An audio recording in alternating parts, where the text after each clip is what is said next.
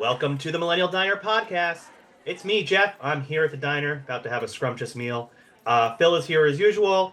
I'm betting he's going to order as usual, but we'll find out. Stay on the edge of your seat for that one. But this is exciting. Someone, cue the horn section, the trumpets, because we have a returning guest. It's Shawna. Shawna, hey, how's it going? Hey, going pretty good. Excited to be back. I'm honored to be back covering this album. Yeah, no, this is so exciting. Your second time here at the Millennial Diner. Uh, so it's time to put our order in. Darla's here. Darla's been doing a great job. We're still trying to figure out what happened to Flo. I don't want to turn this into a true crime podcast, but I don't know, Phil. Until we find out what happened to Flo, it might be one. I feel it's just weird without the flow. Feels a little weird without It the is. flow. But It Darla's does. doing a great job. It is. It's a little weird. So Kudos to Yeah. Darla. No, it's yeah, kudos to Darla. Yeah. Darla. Today I'd like. I'll just do a vegan blueberry muffin and a black coffee. That's all. That sounds good for me today. Just something small, something light. Should I be concerned that's not a lot? Usually you get like a little bit more than that. Yeah. You okay? I got a big dinner later, so I don't want to fill up at brunch. I hear you. Okay. Shawna, what are you gonna have? I'm gonna do a hot coffee with cream and sugar, and I am also gonna do French toast because I really wanted French toast last weekend, and my daughter really wanted pancakes, so we made pancakes. So I'm really feeling French toast. You're making up for lost time. Yeah, Yeah, missed opportunities.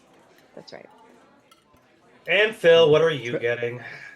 The tragic loss there. I'm gonna have let's go with rye toast with a little bit of butter and a black coffee. That sounds pretty good. Sounds pretty good right now. Wow, Phil? I am feasting, and you guys are like taking little teeny bites of your food.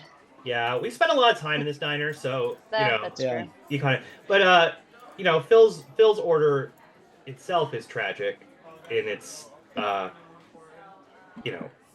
unoriginality. But Simplicity, sometimes yeah. yeah, that is the meal of the tragic kingdom, and Phil, you are the king. Well, excuse me, mister. That might be a true statement, but I'm pretty happy now with it. Okay, I'm happy. You're happy. You know what? No judgment. Order what you like. That's what life is all about. You order what you want when you want, and don't worry what other people think about what you choose. And that's the punk rock way. We are here to talk about, one of the most seminal albums of the '90s, if not Yes. beyond. No doubt's Tragic Kingdom. But before we dive into this incredible album that, having revisited, I just will say, like, I forgot how much of what they would eventually do is already happening in this album. Like, it's so deep. And for me, I feel like this album, this was definitely an era when I was really into the singles, because I was a kid, and I'm like, these are the popular songs. So I kind of didn't really pay attention to a lot of the other songs on the album. So this has been a really exciting kind of like sit down with it. Because then eventually I was listening to more, I feel like I listened to more Rocksteady all through when that came out than I did this one. So I was really excited to do this. But before we do that, since we already know you, Shawna, we're not going to hear about your Mount Rushmore. We know it. And for people who don't know it, go back and listen to the incredible episode we did on Les and Jake's Hello Rockview and hear all about Shawna's Mount Rushmore. But what we're going to do today is bring back an old game that Phil and I did in our first pre-episode, or episode 0, where we got to pick albums that we were going to bring to a deserted island with us. So that means these are the only albums we're ever going to listen to again. We're going to be on this island. We're not going to starve because there is a diner on the island, thankfully. Luckily. Yeah. But you can only listen to these albums. So we want to hear, one, how many albums did you come up with, and what they're going to be. And we'll do a countdown. All right. So it was really, really difficult. And I ended up narrowing it down to 6. And I had 2 that just barely got cut off. And those 2 were Boxcar Racer and Don't Laugh at Me, but Taylor Swift's Reputation. I absolutely love that the album. Okay, let's pause for a second. We don't laugh at Swifties Time out. here. Time No one out. should laugh at Okay. Swifties. We need to Okay. we are removing that stigma at this point. I, We as a Swemo, as I am known as, yeah, Taylor Swift is one of the greatest artists of our time. it was just such a badass album, and like I love the way that she just like took her name, her reputation back, and it kind of like reignited her fire, her Yeah, passion. And so that's an album that I listen to. I mean, I do listen to Taylor Swift regularly. I have, I have children that are listening to pop radio and love it just as much. But so anyways, so all right. No judgment on being a Swiftie. I not at appreciate all, not at all. In fact, you get extra No. points. You get extra points for being a Swiftie. My husband was like, "Aren't you supposed to keep within the genre?" And I'm like, "I don't think so. No. It's just No. my top albums. Like I can bring what I Well, want." but also coming back to it, like the fact that there is a Swemo hashtag on TikTok is just Taylor music is very emotional. I mean, it is. It's about experiences and things like that. It's she grew up on emo. There's a very famous clip. I'm not sure if we talked about it on the show before. This was like 10 years ago that for her best friend's birthday, she got Chris Carrabba to show up at the party. Oh no So way. she brought Dashboard, into the party, and like there's a viral video of it. So like, she knew the emo scene through and through. And then Yeah. in Speak Now, I think if you look back at that album, there's definitely some like emo-esque pop punk songs on there. So very much in there. But you also mentioned another one, which I'm sad that you're leaving it off the island because it's one of my favorite albums that come out of the Blink-182 experience. Yes. It's tough. So with Blink-182, I feel like I was reading this Reddit thread that was like, did you appreciate Tom or Mark's side projects more? And I like Plus 44 over Angels and Airwaves, but when you bring in Boxcar Racer, it completely overtakes the other two. And Boxcar Racer was such a like phenomenal band, a great album. And while I was really sad to see Blink-182 separate at that time, it was at least a little, it made it a little easier with that album. Yeah, and I also think Boxcar Racer is crucial in the evolution of Blink-182 because I think things that they experimented with and went the direction they went with on Boxcar Racer definitely influences Untitled. Yes. Yep. So right. Are you ready to hear my six now? Now these are the real six. Yes. These are coming with These are the real six. Okay, so obviously Tragic Kingdom is coming with me. This was the first album I ever got as a kid, and I completely ruined this album just playing it over and over and over again. And fun fact with No Doubt, they had such an influence on my life that I created a mini-me, and her name is also Gwen. Hooray. Hey, Gwen. Hi, Gwen. Say hi. Are you familiar with your namesake, Gwen Stefani? She is. She doesn't have an AirPod in. Hold on. I can put her in so you can ask her questions. No, that's good. Okay, go ahead. Ask her. Are you familiar with your namesake, Gwen Stefani? Yeah. Yeah. She's pretty awesome. Pretty awesome to be named after someone like that. Do you listen to No Doubt now? Sometimes. Mostly just when mom has it on. But that's a lot. What about Taylor Swift? You listen to Taylor Swift? Yeah. Yeah, you do. Awesome. Yeah, you do. We are a pro Taylor Swift podcast. Do you have a favorite Taylor Swift song?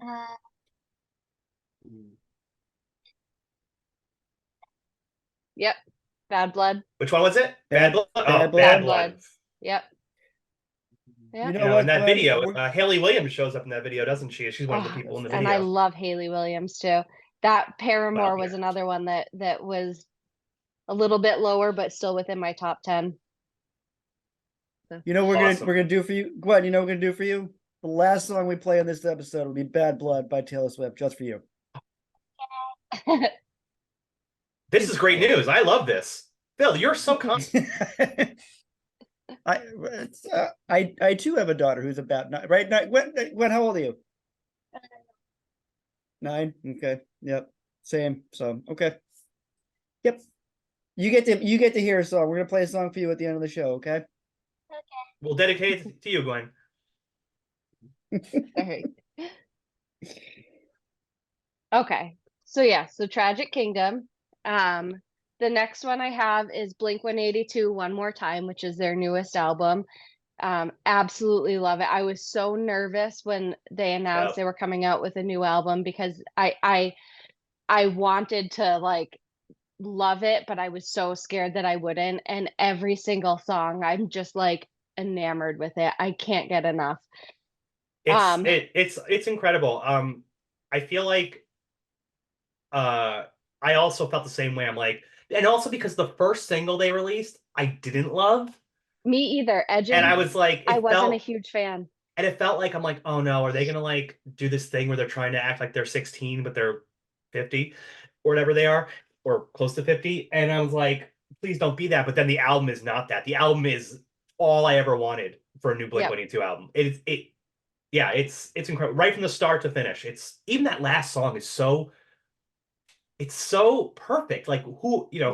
who it's 2023, who the fuck are we? Like Yeah. exactly. Like who are we now? Like I love oh my God, it's so good. So when they released Dance with Me, I was in an all day meeting and my husband was listening to it and we share an office. So um he told me to, like take my headset off for a second. And so I did, and he's like, I just listened to Dance with Me, and he's like, this is gonna be your favorite song. Like you're gonna absolutely love this song. He's like, there's Power Tom lyrics in it, and like so I'm like, oh God, okay, so now I have to listen to it. So I pop my AirPod in. I've got my big Bose headset on, listening to the meeting in one ear, listening to the song in the other, and I was like, give me more of this. I hope this is more or less what the album feels like, and it totally was. So, Did you cry when you heard One More Time? Because I certainly did. honestly, I cried when the album came out. Like just listening to everything, I couldn't stop. It Yeah. just I feel like That when that I oh, go ahead. this is it. That song and the video, Yeah. like like literally, I was that Pedro Pascal meme where like he's like smiling through it and he starts crying through the rest of it because it was so good and such an emotional song to hear from them. Like Yeah. it just like I just feel like what Tom had like that weird feeling Tom must have gone through singing One More Time, like because like it's kind of a shot at him kind of thing, and then here he is thinking, and then he can't say what is the Jeff? What's the word he can't do? He can't say right because it just sounds weird. Where are you? Yeah, Where no, are in you? no, in One More Time, he said something like there was a word where I was like, of course he's gonna tom it up and like make it really weird. I forget now. I want him to tom it up, but yeah, I It's think true. Yeah. I for me it was when I realized Travis was singing in Yes, the that and was it's so like cool.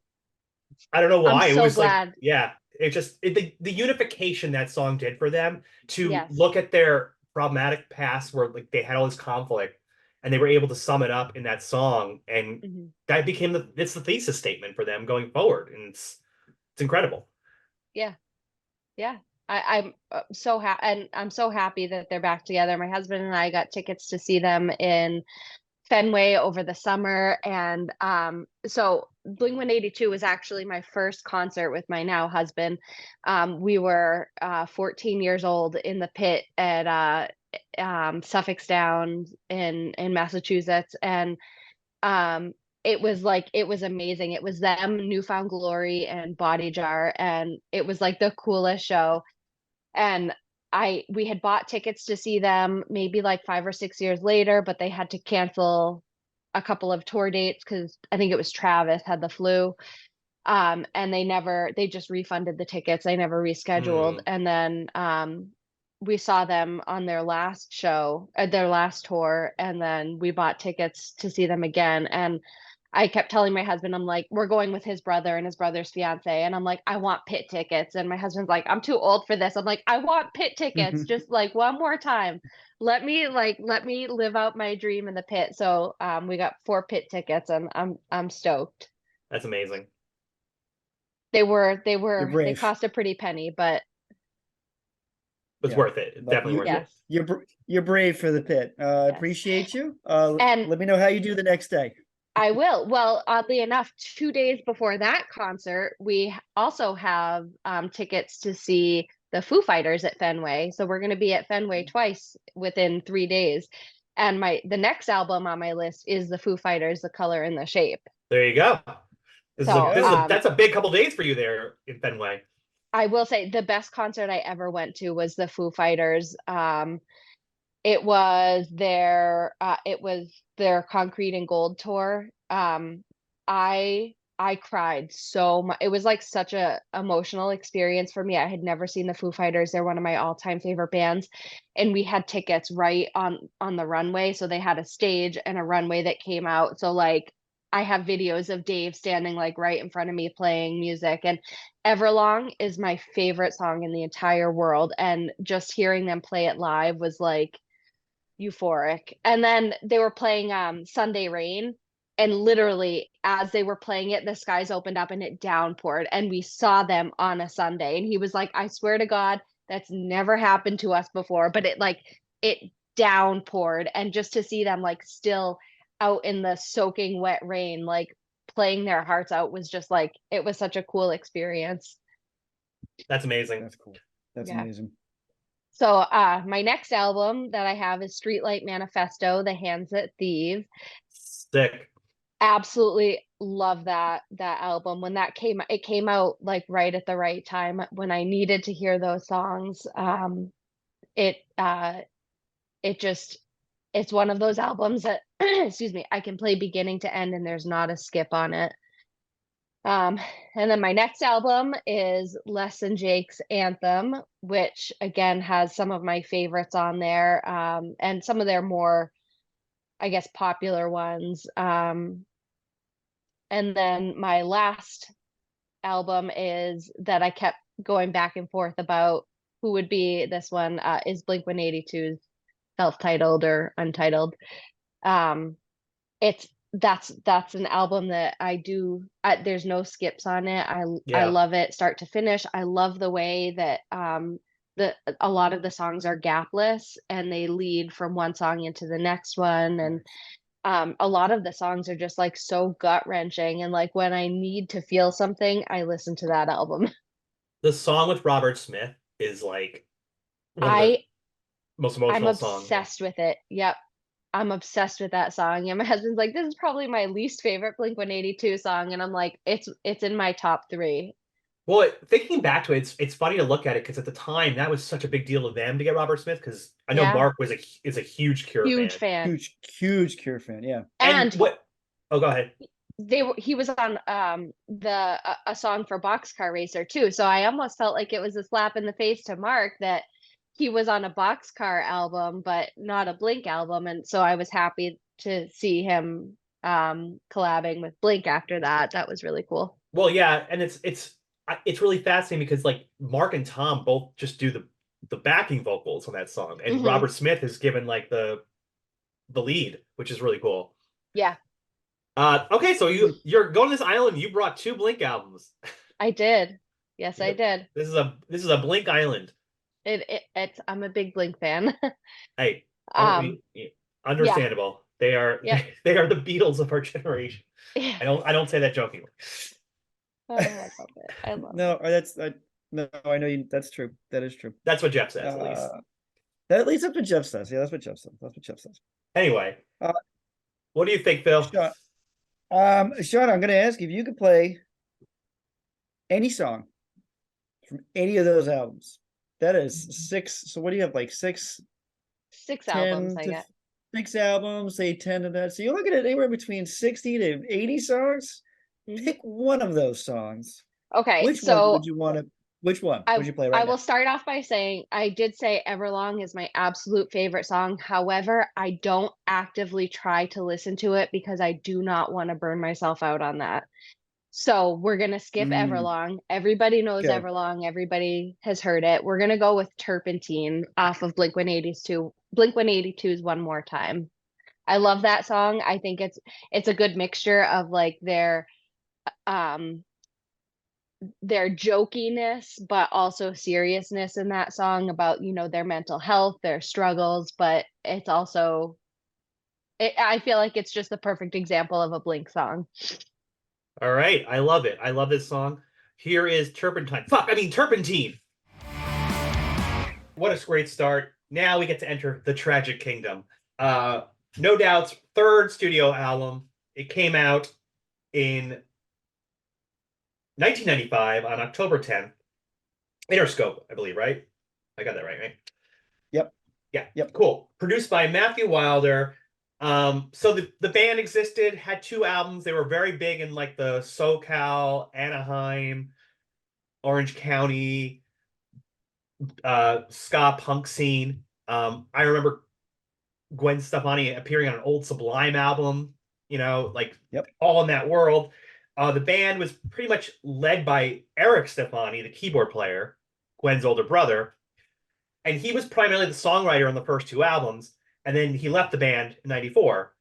So for a while, Gwen was singing songs about Eric's life. She was the mouthpiece for it. This is the one where she starts writing songs about her life, and we'll go through it. And a big thing that happened in her life prior to this album is she broke up with her partner of 7 years, who happens to be Tony, the band's bass player. So what you get in this album is some real raw emotions, and doubled over with the fact that she's singing these songs and the person she's singing about is to the stage left or right of her, which is a well, that in itself is a powder keg of emotion to add Very this punk rock. very punk rock. Yeah. But I like that they didn't split the band up. They didn't, not everyone left the Yeah. band. They were That it would have been a travesty if they didn't go on after that. I no. mean, just think like she's done so much solo work after, you know, spending years and years with No Doubt. And now they're even reuniting at Coachella this year, which is really cool. And I've actually, as much as I love them, I've actually never seen them live. Every time they have toured, I was either like very pregnant or like too young to be able to go, or they were too far away. And so I'm honestly debating. I live on the East Coast, so I'm like, if this is my one chance to see them, like I'm I'm gonna do it. I would recommend it. I mean, it's going to be unbelievable having their Yeah. reunion at Coachella. I think it will be. They are going to put on a spectacle of a show. And if you're in the area, you can always holler back girl to me. Yeah. Well, don't I you think? hope Don't I you? hope this is a reunion. I hope I'm sorry. I hope this is more than a reunion. I hope this like They're I hope back. this inspires them to come Yeah. out with Right. more music. I could see that. I could see them doing. I don't think you do.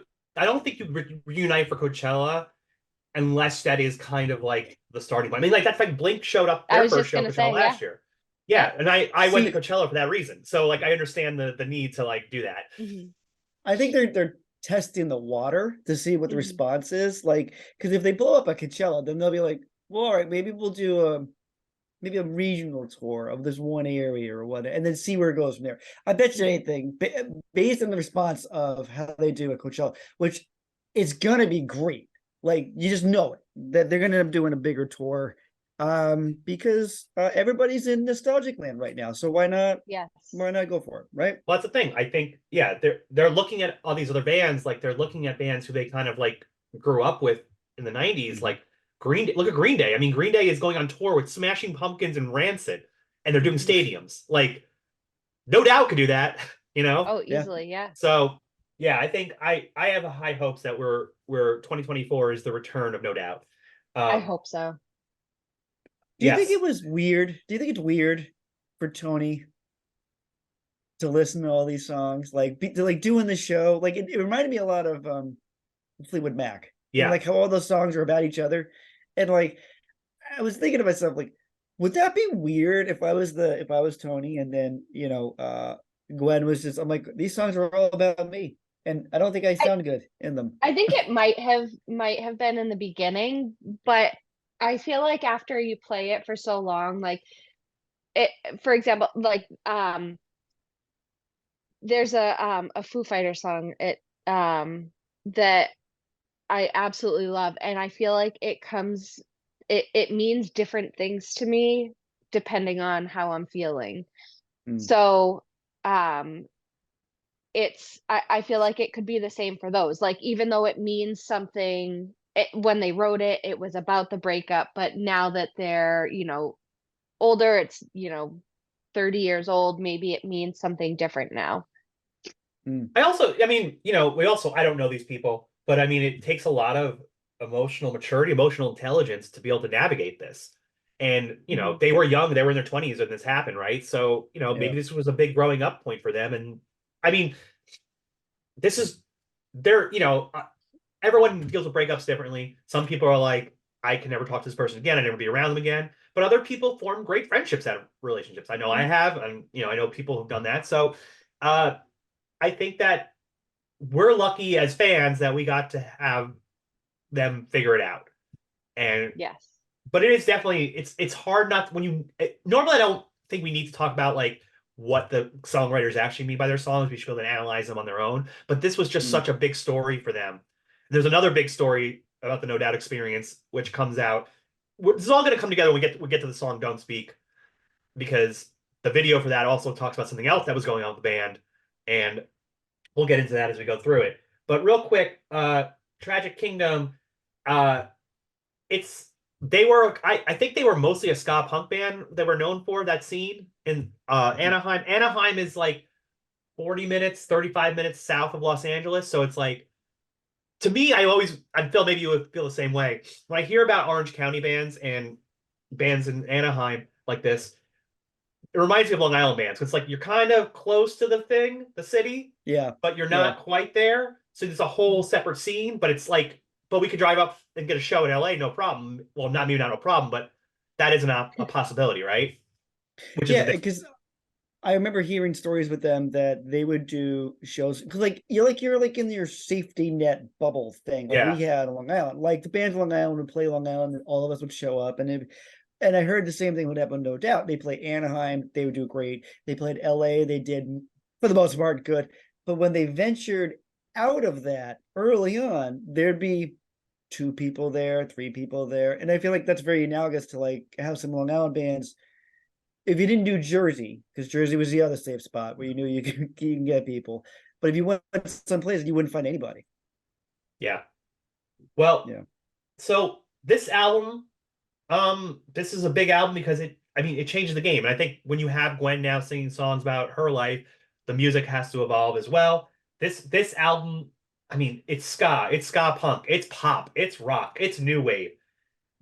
It's all these things, and it has elements of punk, funk, third wave ska, post grunge, dance rhythms influenced by reggae, flamenco. It's Like it's all of this, and it's so rich musically as an experience to listen to.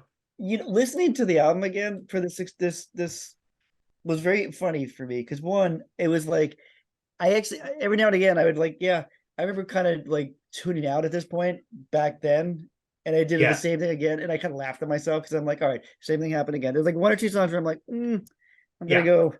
Let's get to the next one because I like the next one more. But like, I don't think I really thought about the fact how like 90s no doubt the sound was because like yeah, the 90s were weird because we like I feel like pop music at that point, popular music at that point was like you would have a mix on your burn CD mix. You'd have like Santana on there out of nowhere. Then you'd have like some random ska band, and then you'd have like some punk band, and then like and you'd weird have like cold. metal. You'd have cold for some reason because we love cold in this podcast. So like I feel like the 90s were such a strange time and like a mixture of all these different sounds. And I think Jeff, you summed it up really well that this album is just the same way. There's all these different songs, not just a ska punk band, like there's like different stuff on here. The flamenco song, there's like a disco song on this. Yeah, And the then, disco it, song. and then Yeah, it, the disco song ends with a Broadway tune. I mean, yeah, and then songs fade out instead of ending, which just feels like such a right. throwback to that Yes. style. Yeah, for me, I just had a similar thing, Phil. Like I said it earlier, but yeah, when I listened to this album back in the day, I would tend to skip to the songs I knew, and they had 7 singles off this album, so there were a lot. Yeah, So it many. was Like this Yeah. album was huge. They were all over the radio, and the singles are all like so catchy and fun. Like they were, it made sense to go to them. But then on this listen, there are 2 songs that I'm like, oh, these are 2 of my new favorite No Doubt songs. Oh, I So have to know it. I'm excited to learn which ones they are. yeah, well, we're gonna get into it. So Before first you song. do, Oh, sorry. real quick, did you know this red dress that she's wearing? She actually loaned it to the Hard Rock Cafe, and then it was later at a museum, and the dress was actually stolen and never recovered. Oh man, Yeah. it's crazy. But thank you for pointing that out. We should talk about the cover real quick. We should talk about the cover. Yes. Yeah, Everybody, out of the so way. those who are on the YouTube folks, you guys get to watch as Jeff is trying to. Oh, not anymore because I'm now on screen, but whatever. It doesn't Jeff's matter. trying to. That doesn't matter. So there it is. It's Gwen up In front, the forefront, very much in in the the forefront. forefront. And the band Mhm. is very far in the back, very tiny, which again And is going to come back to be a yeah, thing. well, and if I didn't know this at the time, I learned at it, but even her brother, she fought very hard to have her brother on the cover, Yeah, even though he wasn't really in the band anymore. yep, And if you look real hard, if you squint, you can see he's way in the back. He's back there, Yeah. but he's it's just whew, this cover. He did contribute to a handful of these songs, and so that's why she wanted him to be in the album, but he also didn't when they signed with the record label, he didn't want to give up his creativity, so that's when he kind of bowed out of the band, and that's why there's such a big change from their prior album to this yeah, album, because now we're looking at essentially a new a new band. ringleader Yeah, that is writing this music and singing it and actually feeling what she's written while she's singing. So well, and also it's like it's an orange tree. Is that what it is? Mhm. Yeah, Mhm. because it's Orange County, known for Orange oranges. County. Yeah, and you got some flies on there, but yeah, it's and the way the words "Tragic Kingdom" is written is very like, I don't know. And her hairstyle is almost like rockabilly kind of kind of throwback, Yep. which she always had that kind of like pin-up hair kind of style, I guess. I aspire to be Gwen Stefani blonde, but I know that realistically, I will be bald before that happens. My hair can't handle that much bleach. Well, well, there are flies on the cover, but and you know what flies get caught in? That's right, Phil. They get caught in spider webs. And the first track, Spiderwebs. yes, the first track on this album, the second single, what a way to start, is Spiderwebs. What do we think about Spiderwebs? It's one of my favorite openings to an album. I just love that the drum comes in and it just goes right into a ska, like right into the ska riff, and then the horns come in. I feel like it is a great setup for the band and what you're going to hear, because I feel like everybody's involved in the first song. Like everybody's there, everybody's right there. It also, because it starts off with the horns, it's like the No Doubt you knew at the beginning of it, and then it's like going to expand and be like, here's what it is now. Mhm. And it's so catchy, it's so bouncy, and it just sets the tone, I think, for what you're about to get. I think this song is like impossible not to like. Like everybody knows this song. It's so catchy, it's so fun and upbeat, and like everyone can relate to it, right? Like everybody's had that person that like just won't leave them alone, and they feel like they just can't escape their grasp, and Yeah. it's easily relatable. Yeah, you're getting stuck in someone's web and Mhm. losing yourself to them, right? Because you're just so caught up in it. And you know it's not good for you, but you can't get out. Uh, And they just keep calling you. That's one of my favorite phrases, which is a telephonic invasion. I just love that phrase. Because even nowadays, I mean, although like we don't have answer machine, like I love the answer machine riff on this, that like leave a message, I'll call you. But like I guess I was like, oh, we don't do that anymore. Like, well, I guess we kind of do, because we have voicemail Voicemail. now, but it's not the same. And now I feel like the spiderweb nowadays would be text messages, endless, endless text messages. What do you guys yeah. think? No, I agree. I think that's the new spider web. Is just, I mean, there's so many other ways to contact you. They can contact you on social media. They can contact you, you know, through your text. I mean, your phone is still it's still through the phone though, right? It's just a Yeah, different it's just a different way, but it's still the phone that is catching in the web. Um, the video for this one is a classic '90s, mid '90s video. We're talking mhm. fisheye lenses, wacky angles. They're at a wedding. They're the band. They're the wedding band. They don't fit the style of the wedding whatsoever. They're out of place, and then it goes into this like during the bridge. It goes into this like, strange Lynchian dream sequence where they're like swirling. These swirls turn into phone cords, and they're all getting tangled in it. I'm like, and also the drummer Adrian always has amazing hair in the videos. This is the one where he has the Yep, devil horn hair. yep. Love that. You want a quick story on Adrian? I think this is true, but I'm going to pretend that it is. If it's not, I'm lying. When he went for the band, they asked him, and was trying out for the band. They asked him, "How long have you been playing the drums?" And he told them 2 years. When in reality, it was 6 months. Oh my Huh? God. I didn't know that. Like straight up lied to them. Like, "Oh yeah, I've been playing forever. Yeah, forever." And it's so yeah. He said he's only been playing with the band, only playing drums for 6 months. I got into the band. Well, real quick, Mila we He, Kunis. go Mila ahead. Kunis lied about her age to get onto that '70s show. She was I think she was either 14 or 16 when she auditioned, and they said to her, they're like, we're worried that, you know, you're a little too young, like how old are you? And she said, I'll be 18 on my birthday, which technically isn't a lie, but it was like, you know, 3 or 4 birthdays out. Yeah, well, it's a big deal, especially then, because like if you're under 18, then you have to get like a studio teacher. You work less hours on a TV show, Yeah. so it's yeah, all that stuff. Real quick, we mentioned Gwen, we mentioned Tony, we mentioned Eric is not even in the band, we mentioned Adrian, we should mention Tom as the guitar player. Tom. Um, Mhm. Also, a moment to let people know that if they haven't heard it before, while Gwen was doing her solo stuff, Tom, Tony, and Adrian started a new band called Dream Car, which is a very new wavy band, and they didn't have Gwen Stefani, so they picked one Davey Havoc to come be in that band from AFI. So definitely check that out. Yeah, I love side that was projects. definitely a different vibe for both Davey and Well, they love new wave, right? yeah, They and Dream Car is a perfect new wave band name and things like that. But yeah, their regular bands don't fully do that, so why not go and do that on the side project? lean in on. I'm here for it. I'm here for it. All right, can we play Spiderwebs? Yes, please. Yes, we can. All right, here is Spiderwebs by No Doubt. Phil, are you impressed that I didn't make a Spider Gwen reference during our talk of Spiderwebs? I mean, I'm a little I don't know if disappointed. I don't know if impress is the right word. I'm with Shawna on this one.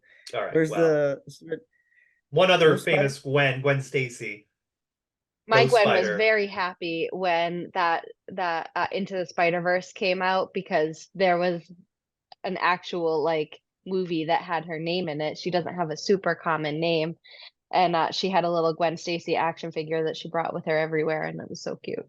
Yeah, I got a Well, couple Gwen Stacy action figures too. I have a Gwen T-shirt. Oh, well, what's not to love about Gwen? She's a drummer. She kicks ass. She takes names. She's Mhm. the she's just awesome. I love Gwen. Also Gwen is a badass name. I love it. It is well, a badass name. Yeah.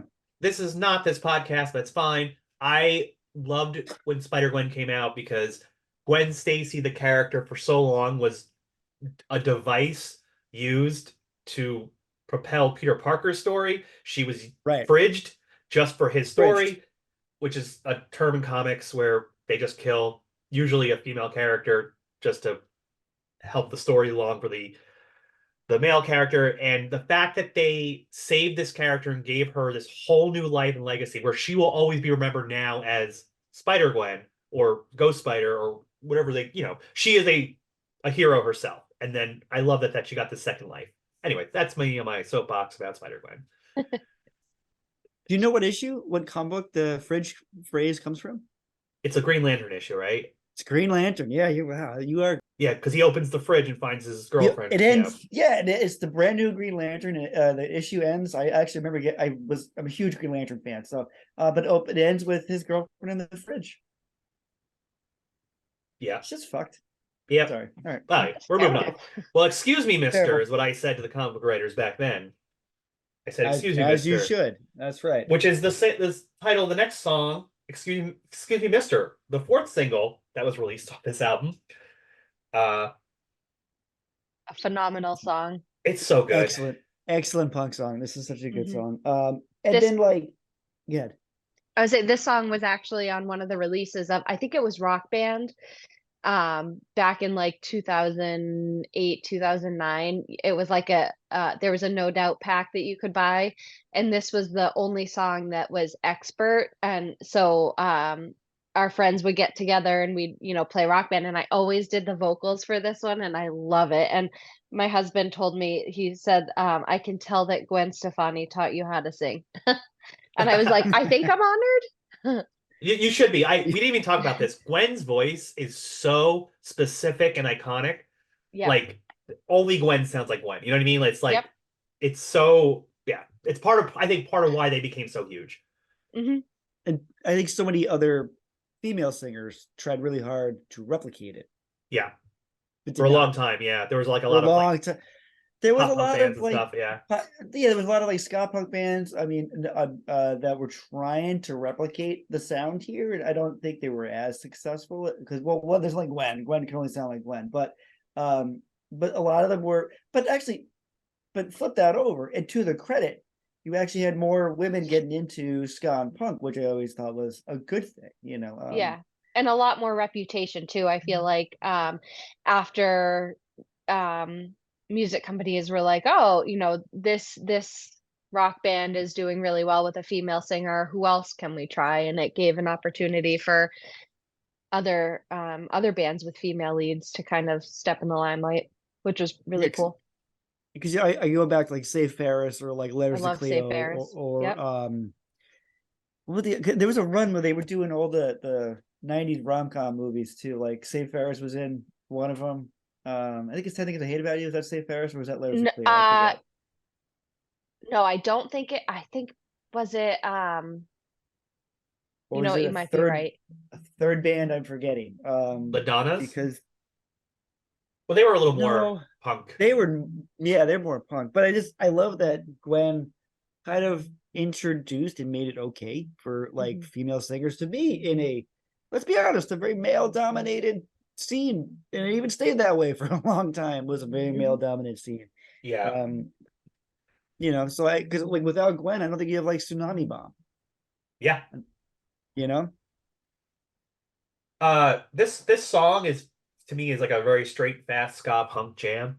Like that's what it has drive. It's just and it fits the anxiety of the narrator who's just I yeah. feel like is just trying to see there's something really there, but you can't get the time of day from this person and just Which is It's the wants to thing like like about, it's like the other side of spider webs where like it yeah opens up. I'm like a beggar with no luck. I'm holding signs up on your street corner stops. Like most, you try not to see me.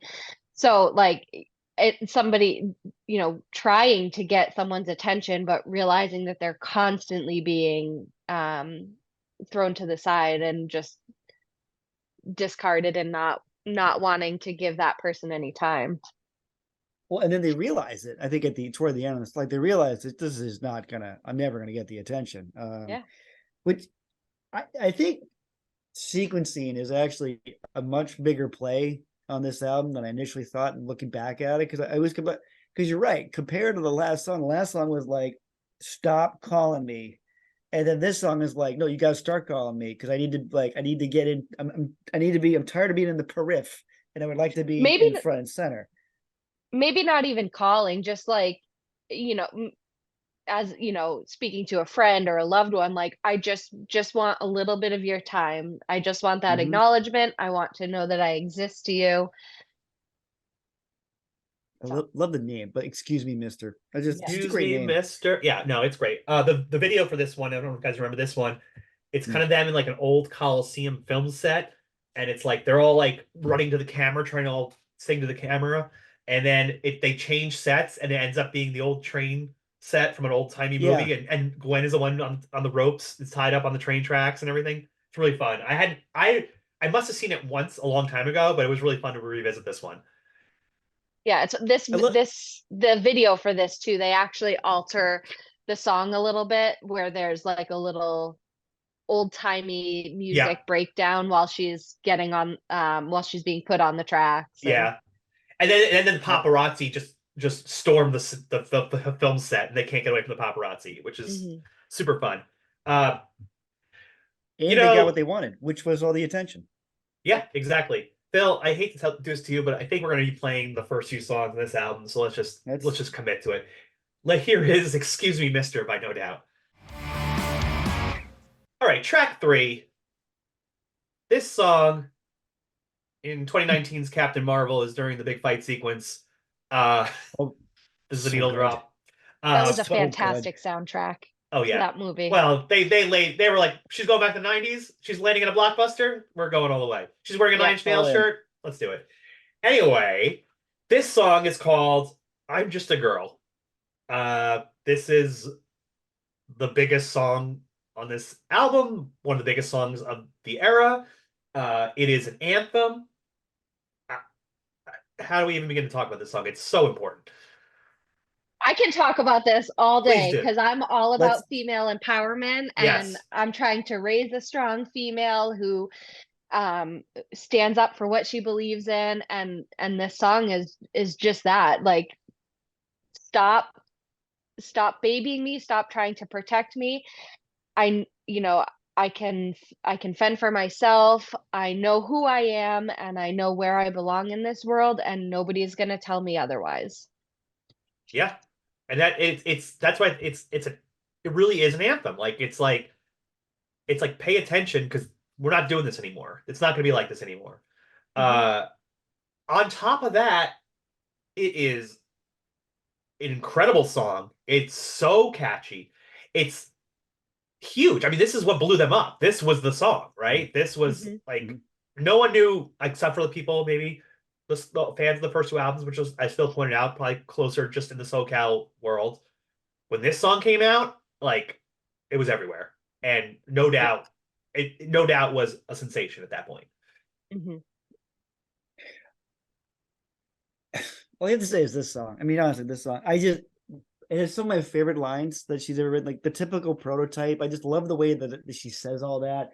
She takes everything and kind of flips it, and it's just like throwing it back at obviously all the men in the world who like you can't even drive at night. Like I've always thought like the weird, like you can't drive at night. Why can't you drive at Do you night? know But what like that started what with? where I did don't that start from? remember. I don't remember if it was her. I think it was her dad. She was driving home from her boyfriend's house, and her dad was upset because it was late at night, and he was worried about her. So that's where that line came from. Really? That's Yep. all right then. All right then. But see, I love when you can sort of pull something out of it. But like, yeah, that like she can't drive late. That everywhere a woman goes, we're just gonna stare at her and like something wrong with her, but we're just staring at her. It's just I love how he takes everything that men will do and then basically like flips and kind of owns it and throws it back out. Mhm. The world is It's just forcing me to hold your hand. I feel like she's Mhm. such a poetic writer. Like, it's just I can read the lyrics over and over again, and to any of her songs, and come back with different thoughts about it, or like, oh my God, I didn't even consider, this, or it's just, and this is one of those songs that, like, there's just so many of them. It's a perfect song. A It perfect And it is. has song. an amazing video. The video, yeah, and then again, talking about introduction, like that's the thing. Like this video, the whole band has such a specific like style to them, and like the video is it's really about them though. It's just like really like showcasing them and really showing the world like, hey, I imagine 1995, this comes out, you're in a world of Green Day, Smashing Pumpkins, and now you have this, which is a little more colorful. It's like, and it fits right in with them. Mhm.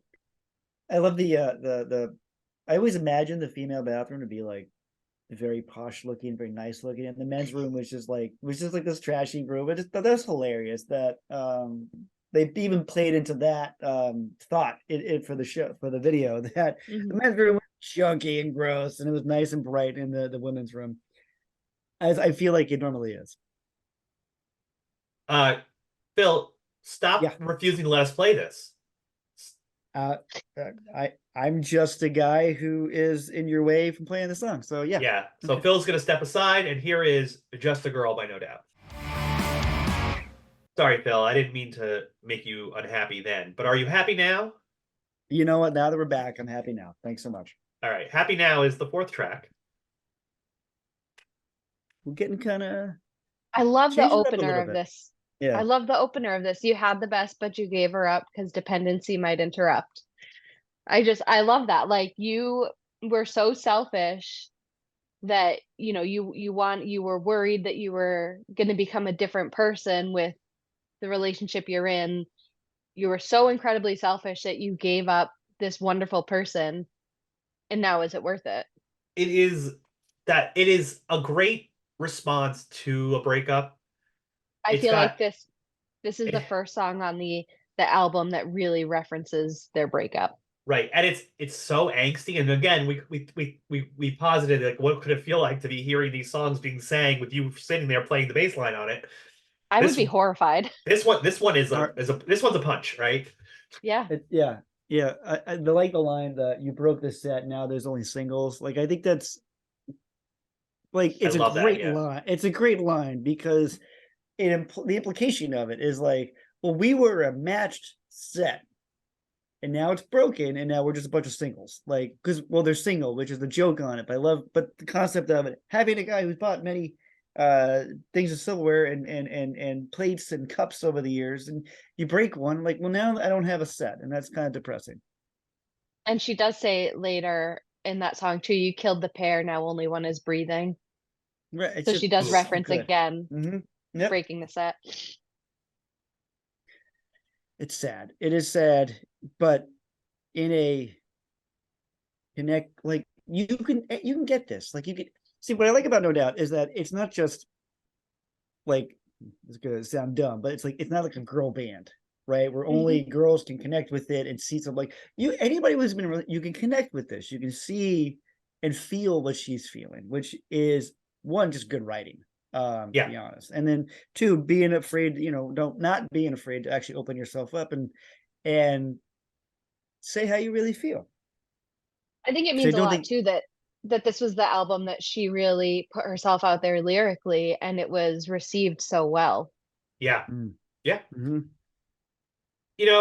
This one also to me is kind of like it's the punch. It's saying like you lost me, and you're not getting me Hmm. back. And that it's really kind of taking agency of herself in this breakup, the narrator at least, Yes. which I think is a very powerful thing. And as a listener, you want to like if you're going through something like this, you want to be able to like be this person and take this charge.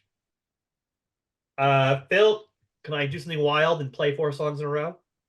I mean, yeah, sure you can. For Well, you, now, buddy, Woo! if it makes you happy. well, I am happy now. Here is Happy Now by No Doubt. We are now on track five. Different people. Different people. The sky is back in a big way with different people. The sky is back with the. This is. I love the opening of this song. I like the way the horns come back in this one. I love the organ in particular. Ooh. That's probably Yes. the me growing to church every week as a kid. My favorite part was the organ music, and so I think whenever I hear it, I'm like, oh, I remember that. That's really nice. I like organ music. So this is actually my favorite No Doubt song. Um, and it wasn't when I was younger. It was definitely one that I would skip because I didn't know how to appreciate it. Now as an adult, as a parent, I appreciate this song so much more. It's so well written lyrically and it's just so true with today. It talks about how you can better yourself, take care of the planet, take care of each other, embrace everybody's differences. You don't have to be famous to do that. Any little thing that you do to help the environment, to help your brother or sister out there in the world, or just to be a better person is changing the world. And my favorite line in this too, and this is probably because I fell in love with this song after I had my son, where she says, "You don't have to be." I'm sorry. Uh, um, a mother can be an inspiration to her little son, change his thoughts, his mind, his life, just with a gentle hum. And that I think that really made me grasp onto the song and then start listening to it more and really understanding the meaning behind it.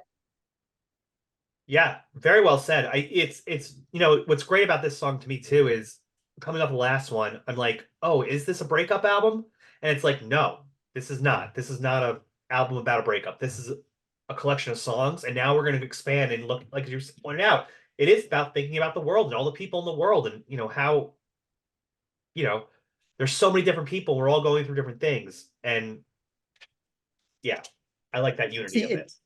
it's funny you say that, Jeff, because I think this is still a breakup What? album, right? I actually think this sort of almost could be. We talked about Hello Rockview being a sort of conceptual Uh-huh. album.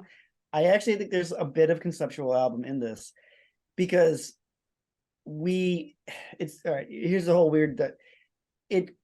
This is the first song that we've gotten to. So it's the fifth song, right? Fifth song on the album.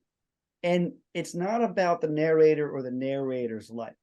Right. It's more about the realization of that there's much more to this world than what's immediately happening to them, and kind of the acknowledgement of that, eloquently put by you, Shawna, like completely is.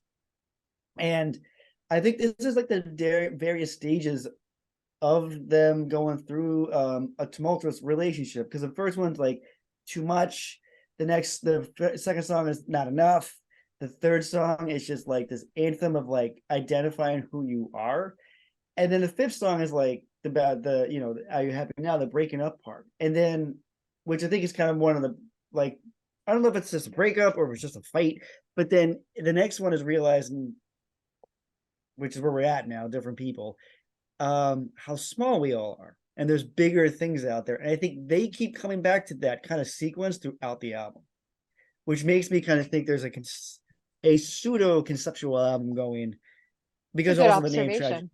it's Tragic Kingdom, right? The name of the Yeah. album is called Oh Tragic yeah, Kingdom, that's really great, Bill. which is in itself a joke on the Magic Kingdom, Yep. although if I read it right, Tom's seventh grade teacher was the one who actually came up with Tragic Kingdom as a phrase, and they kind of apply that here, which just leads me to the big end song of Tragic Kingdom. We'll come back to this down the road.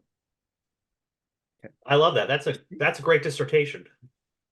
You know me, I'm Professor Douchebag. That's what I do this year. Yes. I'm gonna Yes. Continuing season two's uh douchebaggery of professorism. That's what I'm gonna do. So yes. well, then that Is that your case, official title? It became, Should we yep. get some business cards? I well, should. being that this is a discovery of how important song is, and Shawna, as a huge No Doubt fan, you connecting to it and becoming your favorite song later as being a No Doubt fan for this long, I think, Phil, you can't stop us. We're going to play 5 songs in a row of this album. Here it is. Let's go. Here is Different People by No Doubt. Hey You. Hey, Me? Hey You is the with name the of wedding dress on? the track 6. Yeah. With the wedding dress. Hey You, track 6. We are plugging along Yeah. here. Hey You with the wedding dress. Yeah.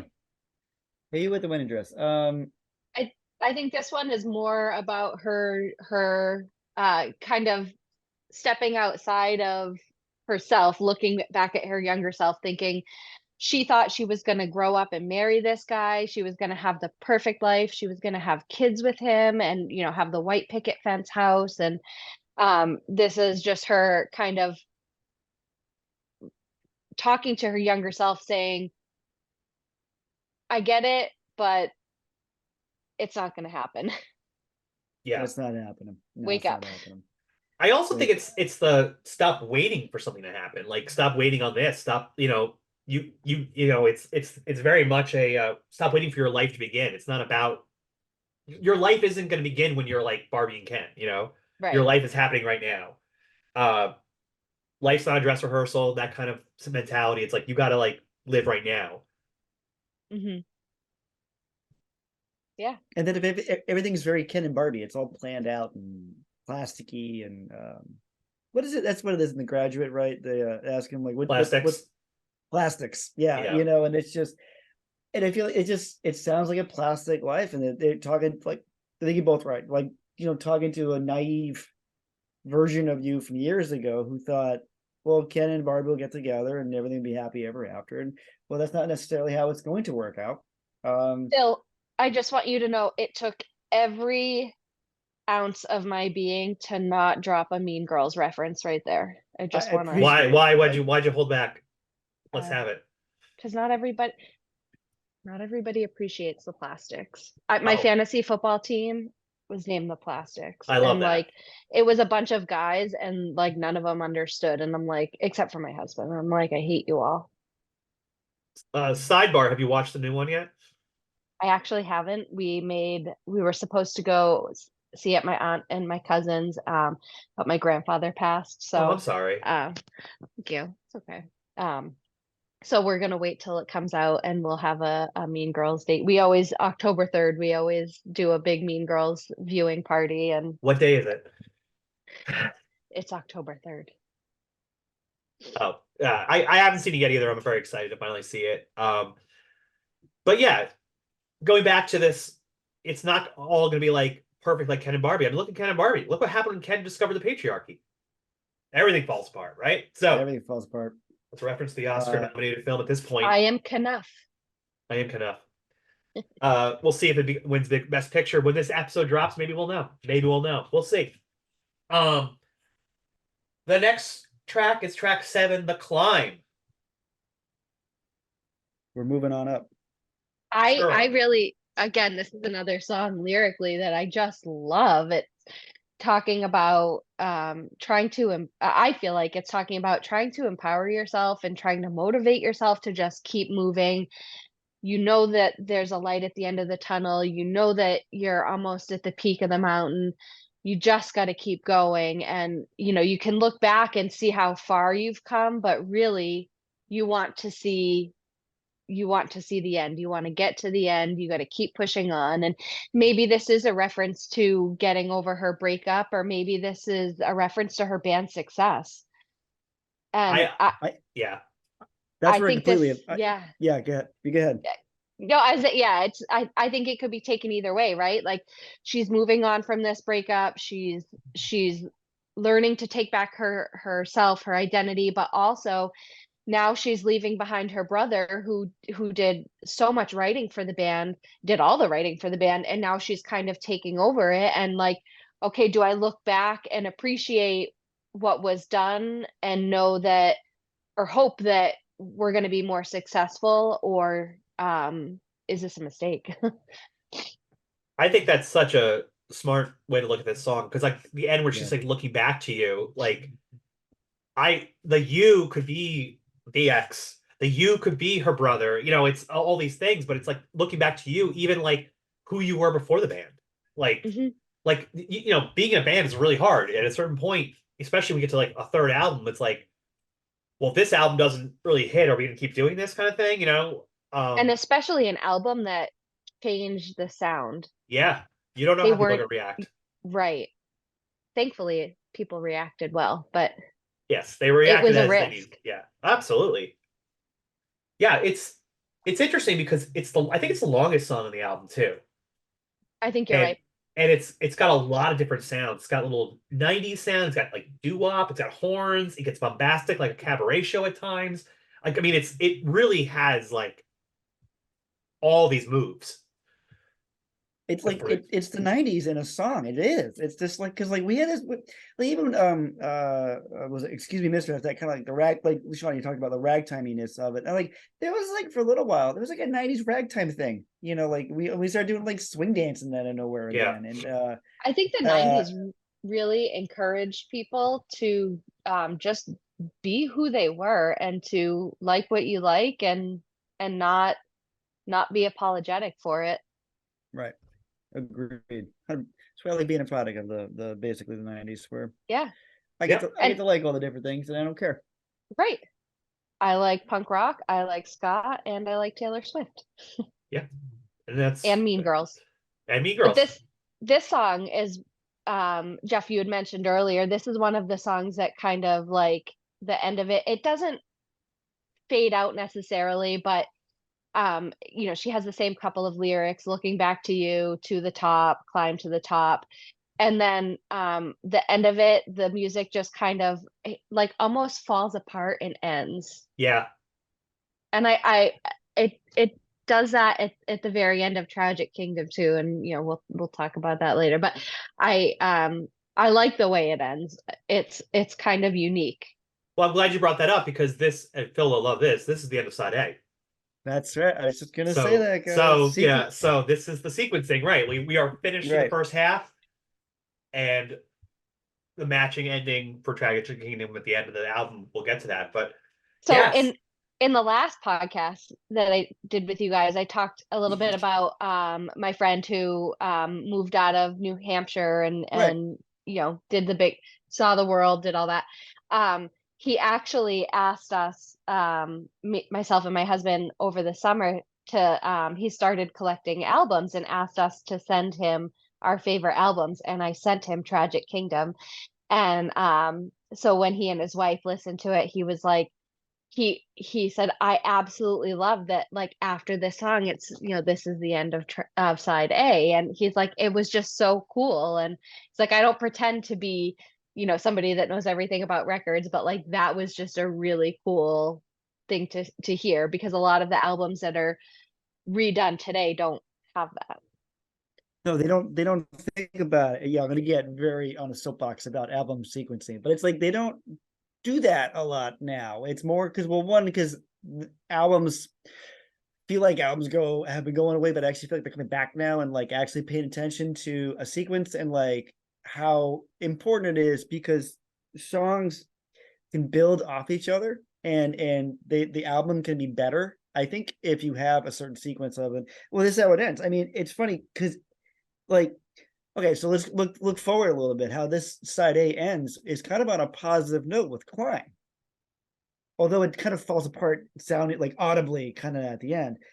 But the album ends with Tragic Kingdom, right? So you kind of like which is like a kind of a more sourish kind of song to it. So like you've got this ride you're going through, and thinking of that, if you just go back and look.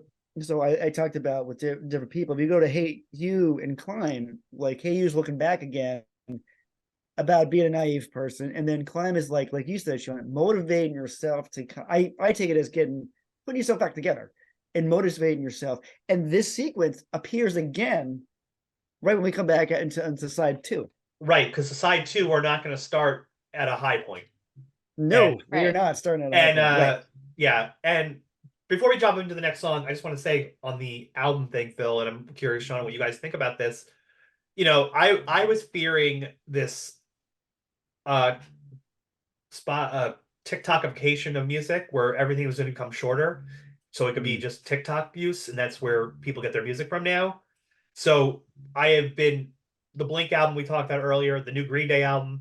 I'm really heartened to see these bands saying, no, we're doing albums. We're not just doing TikTok hooks, Yep. which could have happened. But maybe newer artists will do that, and the older artists will continue making albums. Either way, I like albums, and I like side B of this album because it starts with a sick song. I didn't remember this song, and I slept on it. It's called 16. Phil, how do you think I feel about this song? I think you love this song. Yeah, I do. I really love Yes. 16. Yeah, I think you love this song. Yes, it's a good song to love. It's like, I mean, I love the of opening scream. Yeah. Yeah, I didn't expect this kind of song on this album at this point. You know what I mean? Because it was 1, 2, 3, 4, and then the bass line is like, sick and big and yeah.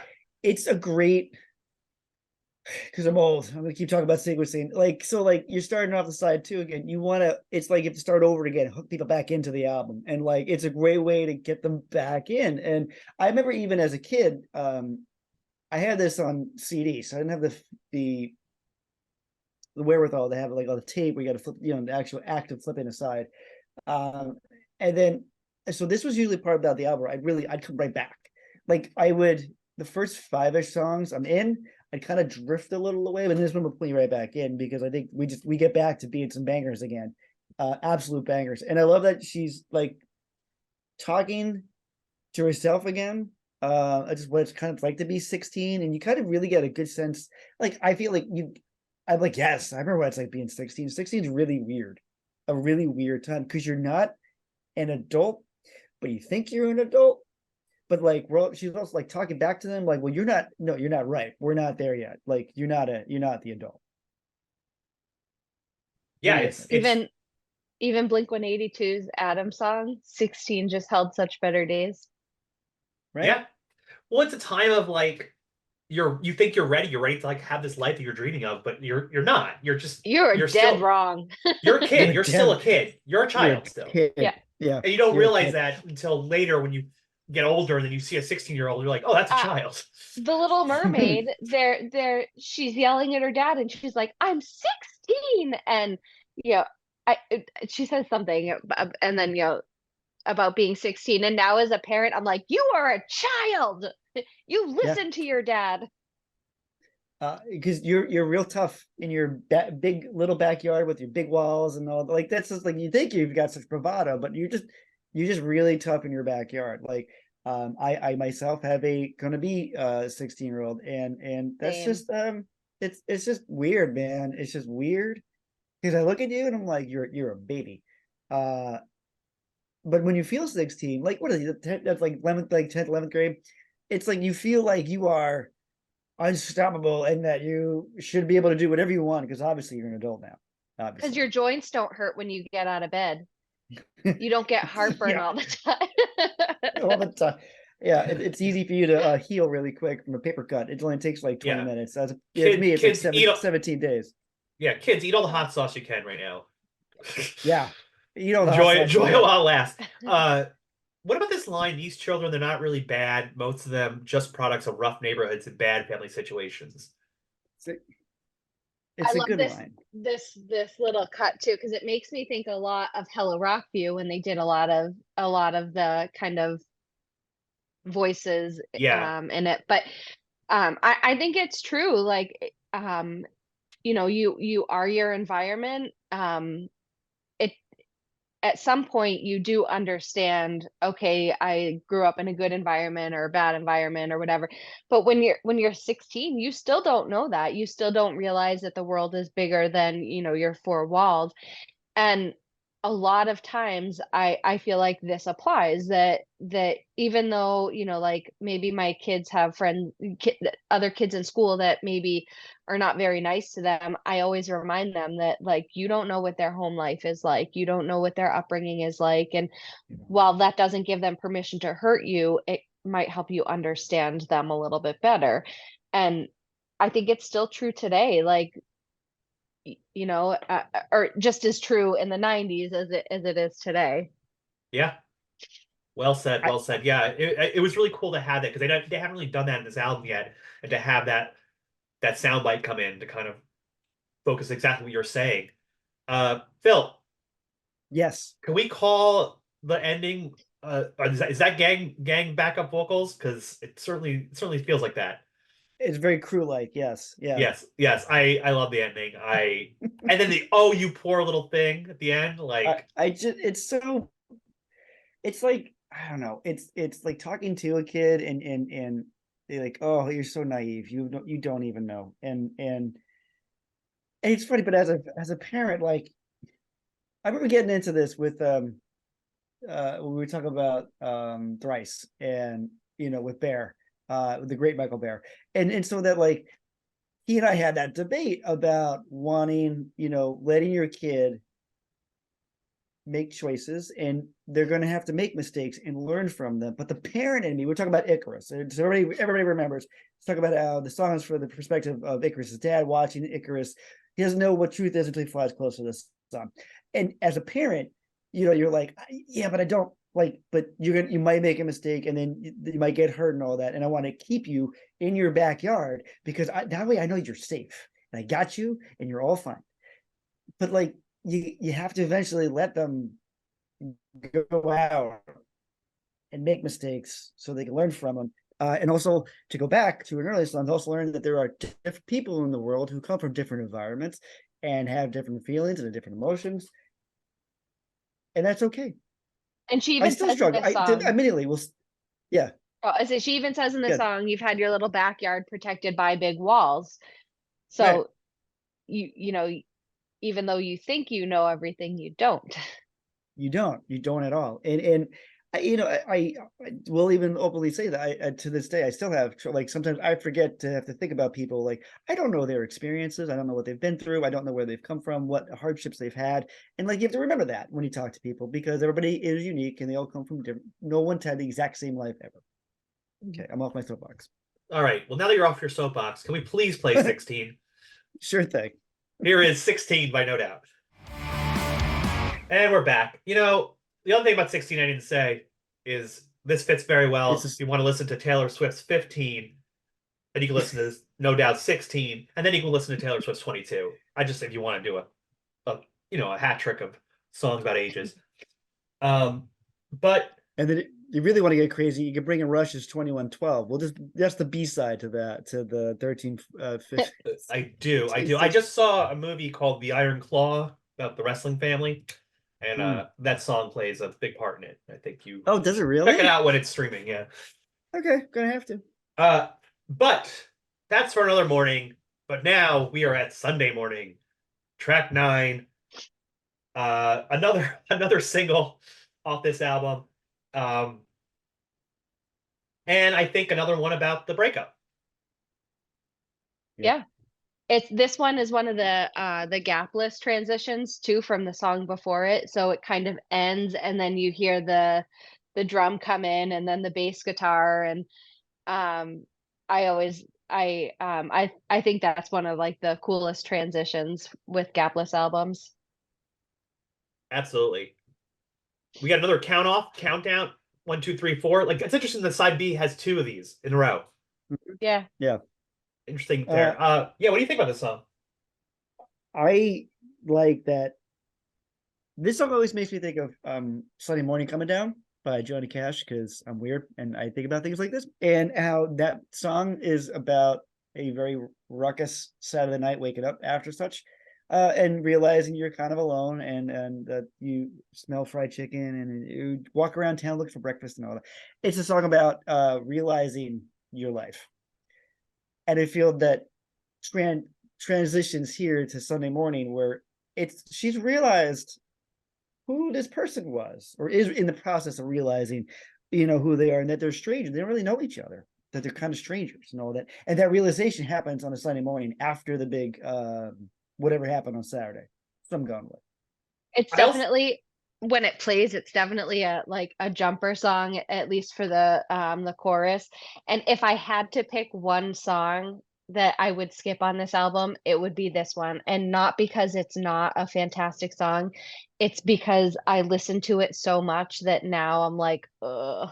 That's why I don't actively listen to Everlong, because I don't want that to happen with that song. But it is a song about, I think it's a song about a breakup, but also trying to put yourself in someone else's perspective. You're trying my shoes on for a change. They look so good but feel so strange. Well, from off that, I took it also a version of it too, where it's like, this is the song about the person who was dumped, who used to be the one begging for love, and now the roles have changed. Like, this person, now that person's like, well, I'm moving on, and now they're coming crawling back, kind of thing. Like, it has that kind of back to it to me. Yeah, I never thought about it that way, but I like that. And then she goes on to say, "You came in with the breeze on Sunday morning. Yep. You sure have changed since yesterday." What happened? Changing their mind. Yeah. Trying to get it back. Yeah. That's a good call out. The sequence, it's all about the sequencing. You need the earlier songs to give them more impact to this one, particularly after 16. Because look at the 2, because 16, you're talking to a very naive person, your younger self, a naive person, and here you're kind of doing the same, talking to like, well, you changed since yesterday, haven't you now? Well, Phil, can I give you a podcasting note? Yeah. Don't speak. I know just what you're thinking. Just kidding. Yeah. All right. Well, I was gonna say, this will be a very quiet 2-hour show if we're gonna not have me speak. Sorry, I just needed us a little quiet before we talk about this song, because good golly, Miss Molly. Is that a phrase? I don't know. Uh, what an emotional song this one is. Like Yeah. to this, like that opening of that song. As soon as I hear that guitar, like I'm already like welling up inside. It's this is the ballad. This is the big. This is a third single. This song is so huge. The video is very important to the story of this band. Um, let's talk about "Don't Speak." This is Ugh, I just got track 10. goosebumps. I love this song. Also, sequencing wise, can you believe "Don't Speak" is the 10th song on this album? It's so Yeah, deep No, into that's the wow. album. I yeah. blows my mind that it's just buried back there. Well, it's Maybe they I didn't think that think comes it was back to really I was say no, maybe you they go. didn't think it was going to be as big as it was. I mean, I feel like this is like the 90s breakup anthem. Like Yeah. it's so heartbreaking and so like gut-wrenching that you feel like you know exactly what she's going through. She portrays it or she conveys it so well.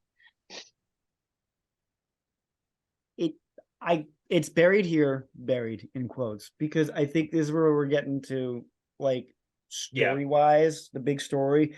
This is when, because you followed it with Sunday Morning, realizing not really, you're not sure who this person is and that they're coming back. You're like, we are done.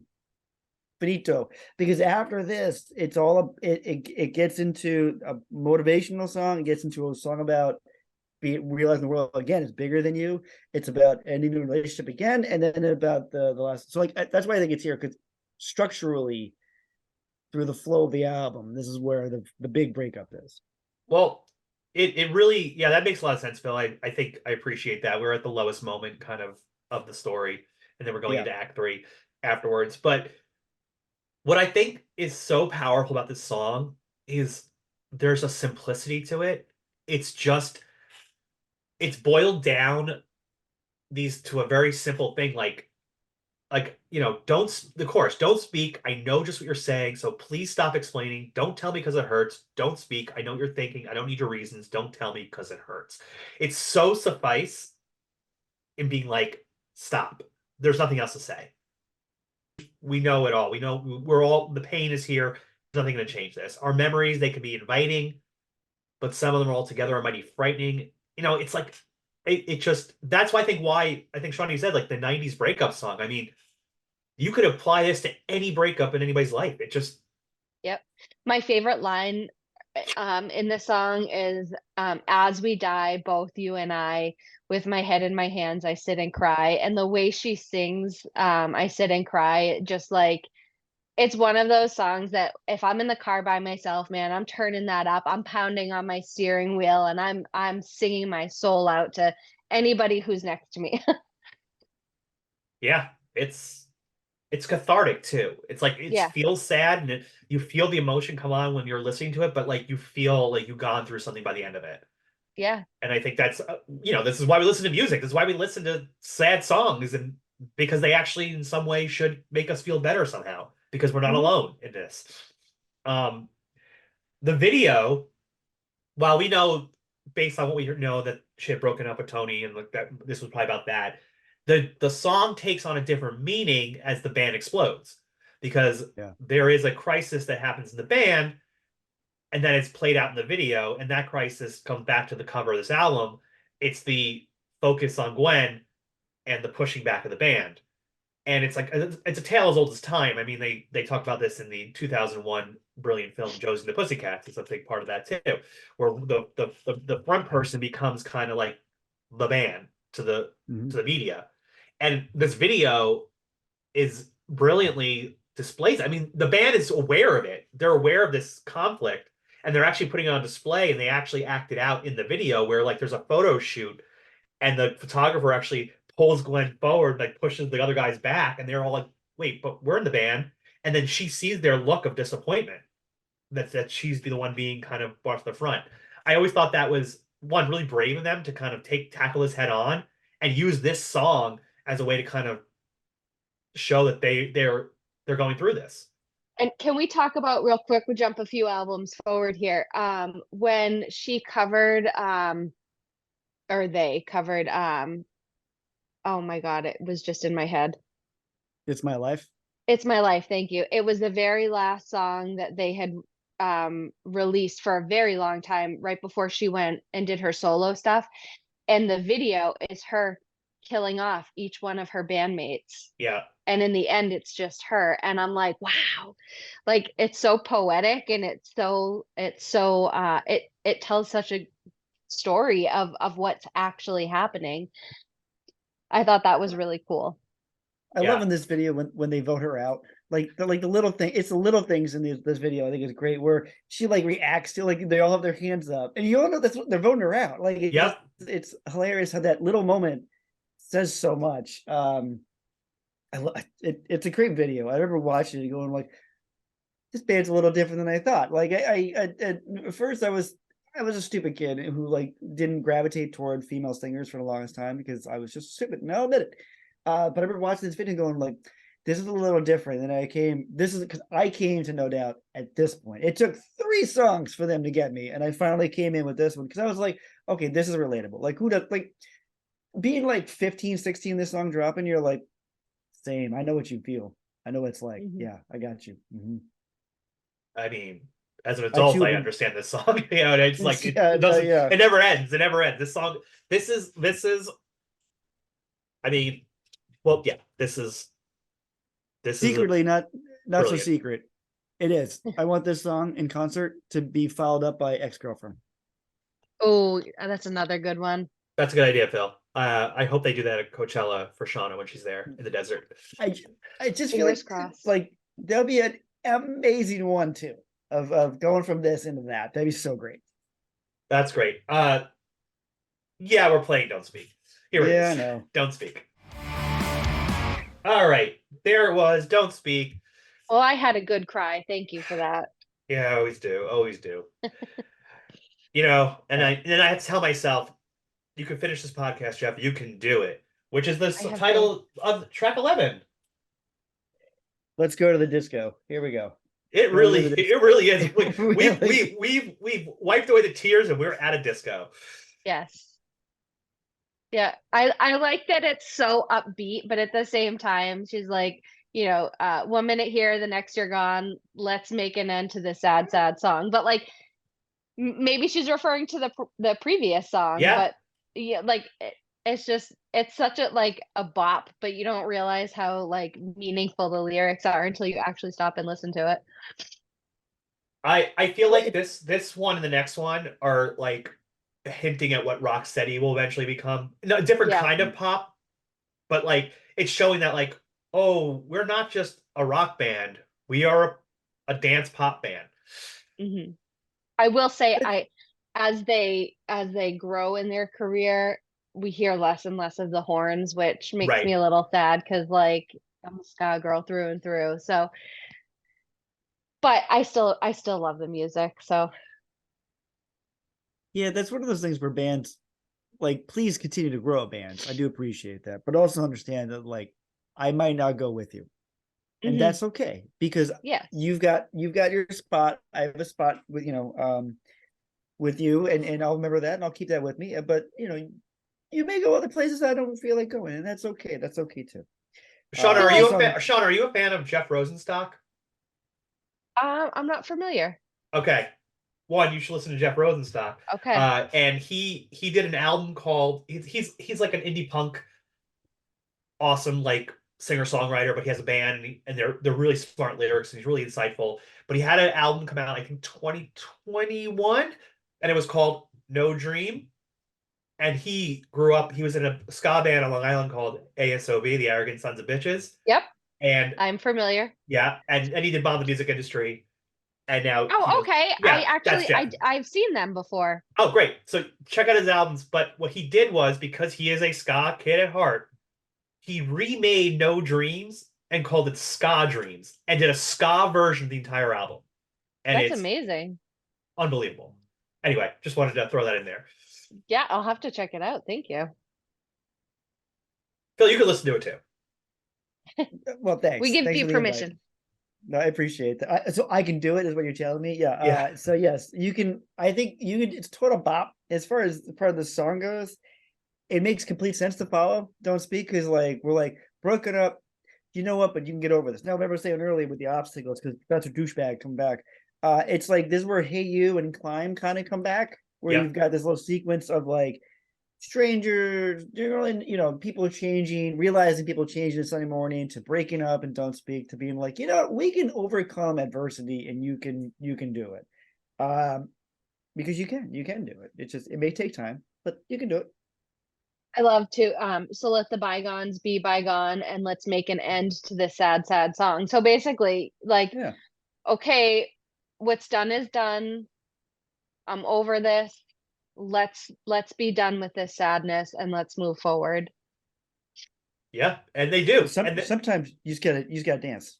Yeah. Yeah. And this is the one that they fade out. The song doesn't end. It just fades out. Yep. And it goes into World Go Round, which again is like a very different sound than the rest of the album.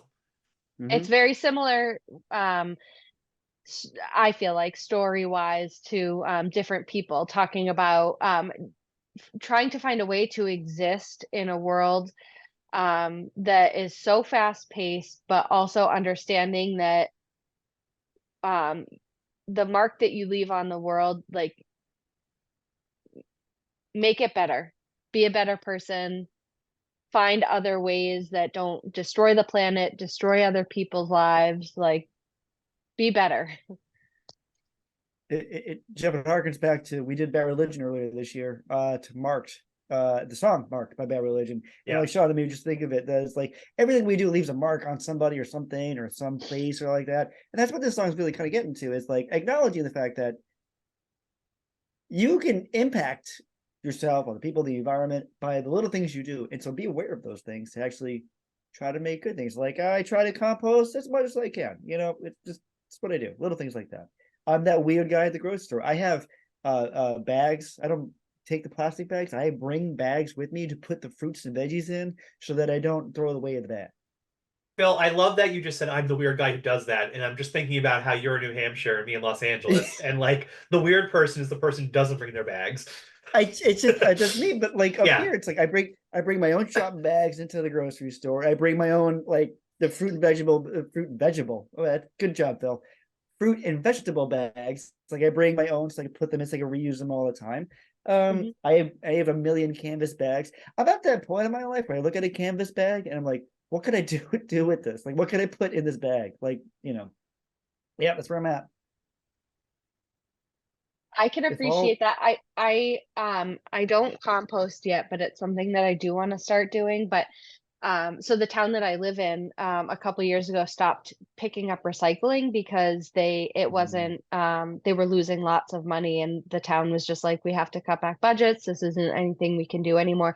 And so then I started to make an effort to drive our recycling to the transfer station. But then it gets so overwhelming sometimes knowing that like, okay, is this little change by me driving these recyclables to the transfer station really going to make a big change?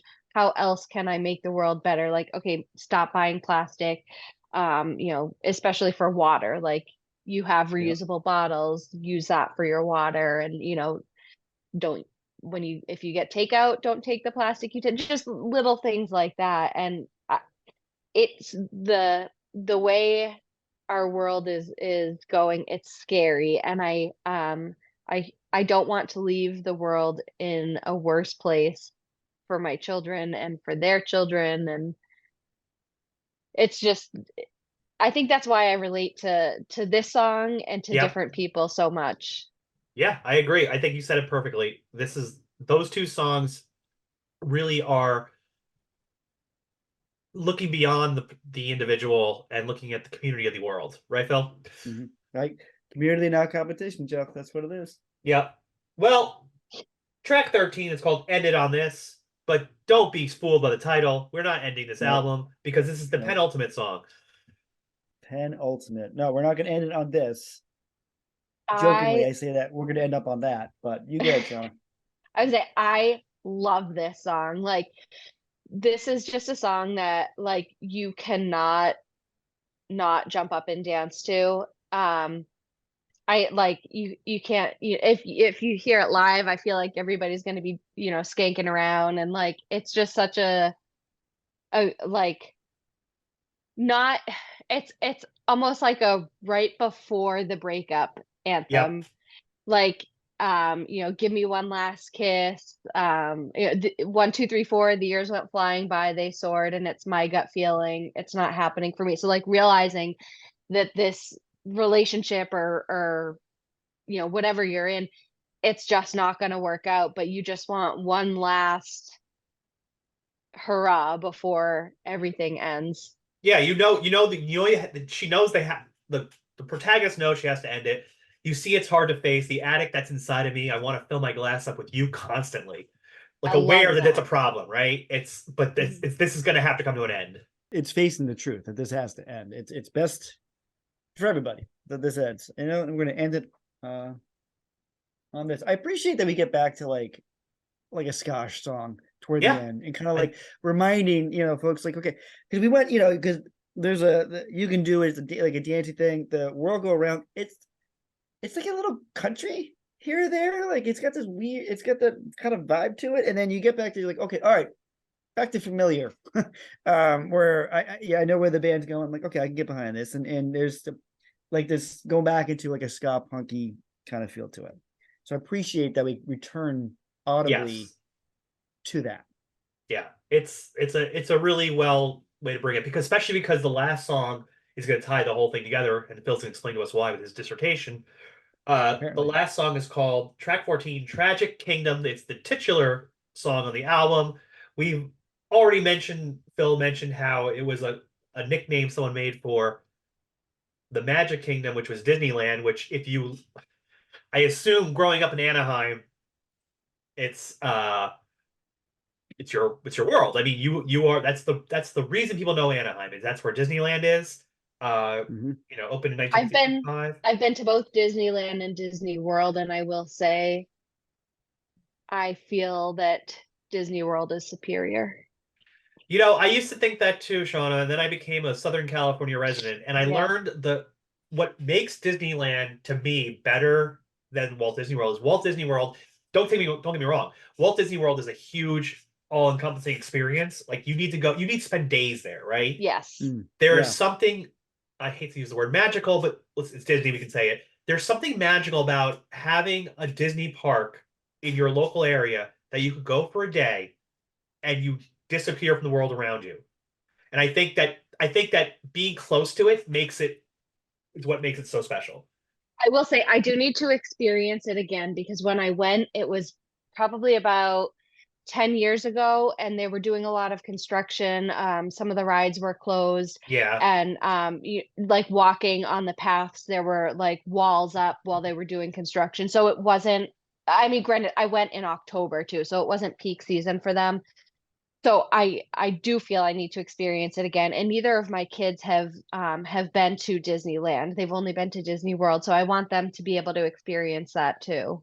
well, you definitely should go in October or November or December because the best part about going that time of year now is the Haunted Mansion gets redone, reskinned as a Nightmare Before Christmas ride, and it's only between Halloween and Oh, Christmas oh my that they God, do that's that. amazing. Yeah, so it's really cool. We But yeah, go ahead. My husband had a conference out in Anaheim, so I flew out like the last day of his conference. We stayed a couple extra days. We hit up that we did Universal, and we did Knott's Berry Farm, or is it Yep, Park? That's Knott's very Berry farm. Farm. Yeah, Okay. yeah. And I was like I'm a huge roller coaster junkie, so like Oh yeah, it was so fun for me, but I was so disappointed because all three parks would close down early because they were doing their Halloween stuff, and you had to pay to re-enter if you right. wanted to be there later, which really got me mad because like all of the theme parks in my area, if you pay one price for the day, they don't kick you out and make you go back, or at Yeah. least they didn't used to. I don't know if that's changed recently, but so And not I was a little bummed out. yeah, I've never been to Knott's Berry Farm, but I know that people love Knott's Scary Farm, which is the Halloween time version of it.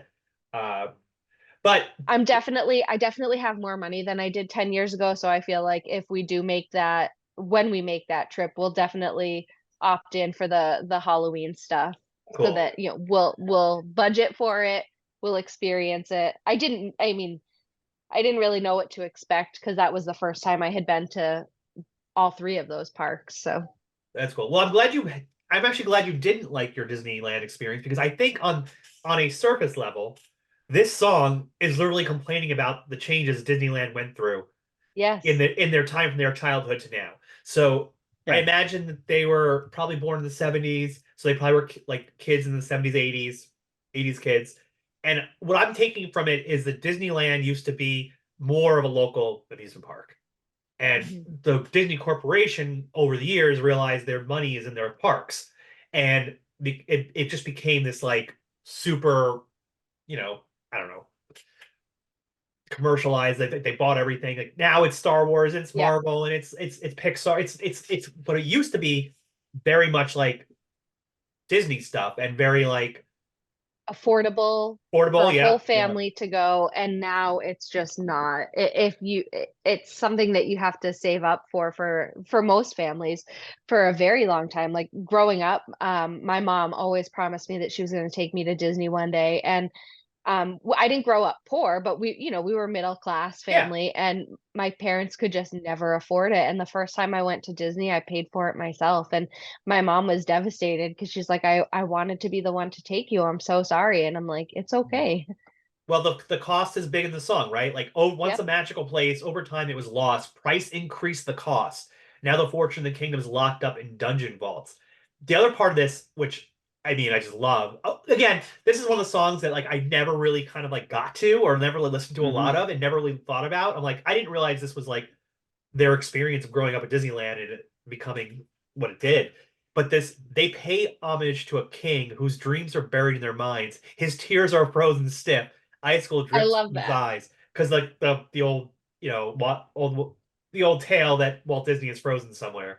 They Uh, talk about, I like how they talk about that because they also talk about some of the other things that have been like rumored to happen, that like there was somebody whose like head was cut off by like a rotating door or right. whatever, like Yeah. just possibly folklore. I mean, Yeah. I don't think Yeah. Disney's ever going to come out and say, but Welcome talking to about the basically those things ruining their experience of this magical place. right. And I mean, and metaphorically, like, yes, Disney changes decade to decade, but metaphorically, it's also the growing up. Like, what was Right. once Right. Magic Kingdom is now Tragic Kingdom, which I'm sure Phil is going to get into in a second with his Right. dissertation.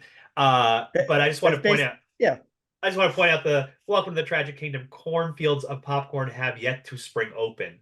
Like, there's no popcorn. I love that. It's so good. It, Wait, there's you no hit it right. popcorn? Well, in this, they're saying the Have, popcorn won't even be there. Oh, okay. I thought there was No, the something popcorn is really. still there and they're still selling it. It's don't worry, it's like $30 for Okay. a thing of popcorn. but it's delicious popcorn. That's It really what. really No, but is. It really is. it really is. Like I've had it, and I was like, this is probably some of the best popcorn I've ever had. But yeah, it's like $85 million. The first Yeah, time I had churros was actually at Disney World, Disneyland. They man, I got love good food churros. in Disneyland. Yeah. Here's a tip Yeah, for they're you. not. If here's a tip for Disneyland people, if you don't eat if you eat plant-based, you can get something in the Star Wars land, the blue milk. It's coconut Mm, milk. Don't worry. They also have a Dole Whip station in Adventureland, which is also just fruit. Anyway, just a little tidbit for you out there. Anyway, well, Phil, that's you have good. the floor. Yeah, no, you hit it right on the head. Exactly what this is. It's the whole album. Okay, is understanding and realizing who you are, who another person is in your life, accepting that things are going to change, things don't stay the way the same what they are all the time. And if we're joking on the spin on Magic Kingdom, yeah, it's a magical place. I mean, yes, I imagine in Anaheim, it's just this, you're overshadowed by Disney. It just is, I can just see that being over completely over, and everything is basically Disney based, and there's a magic to it. And like we joke around, yeah, it's $85 popcorn, but there's whimsy and magic to being in a park, and it really is, because you got to get sucked into the world. And like Jeff, you said, you'll spend one day just kind of disappear from the world, right? And that's the beauty of this. All right, it's fantasy. but the album, I think, is an adulting album. It's becoming an adult, and in the end, realizing how much of a fallacy that fantasy really is. So it's kind of a tragic kingdom in that you realize what it really is. Midgets dressed up as tiny, tiny little dwarfs. It's like when you really think about it, like that's what the seven dwarfs, midgets dressed up as dwarves. Not politically A correct, but parade, that's okay. Yeah. not politically correct. Well, it's the mid-90s. We're still working. Yeah. We're making strides to better things to different people. But the electrical parade that at one point would have been just like think about electrical parade. I said parade, electrical parade at night would be magical to see the lights, the spinning things. It is. I've been to Disney as a kid. I remember it. It was something that kind of left a mark on me. But like again, it serves no purpose other than just use up electricity, which we learned 2 songs ago is kind of a bad thing, right? Not working about what's best for the environment and the world. Right.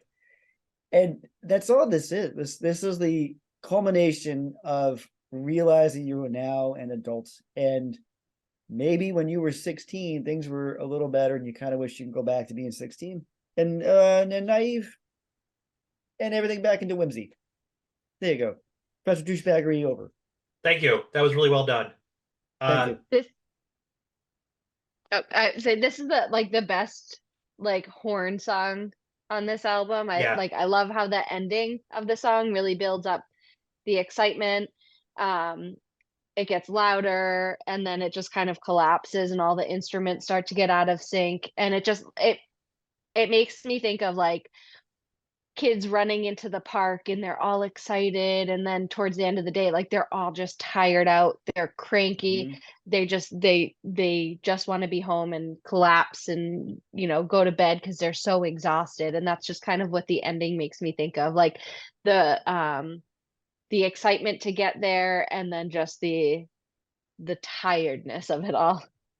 Yes, And such a absolutely. cool way to end the album too. Big Yeah. song. It's a big song. Yeah. Yeah. It's really impressive, and I find that this we talk about this all the time with these albums. To start on Spiderwebs and end with this, like, wow, what you nailed the sequencing that to the beginning to the end. Mhm. We got to play this one. It's Tragic Kingdom. Here we go. Oh wow! Well, that's the album. We did it. We went We through did the it. Tragic Kingdom. We We survived made it the through. Tragic Kingdom. Bill, do you have any It's tragic questions to ask? well, I don't know if they're tragic, Do they but they're have to be definitely tragic? questions. I'm gonna make sure they're not. I don't like where that's going really quick. You want them to be tragic, Jeff? I can make them really tragic. No, I write sins, Okay. not tragedies. Ooh, Nice. nice. I love a little Panic at the Disco reference. All right, Jeff. We've done the journey that is Tragic Kingdom. It was like a side quest a couple of times, but here we are. I want to know, what do you think is the best song on the album? Oh, the best album, Bill, is Don't Speak. Don't Speak. All right, Shawna, what do you think is the best song on the album? I think it's different people, but it's definitely one that I think gets overlooked. That's hey, deep Mm, cut. You're deep teaching cut. people to open their ears and find out what the real best song is. It's good.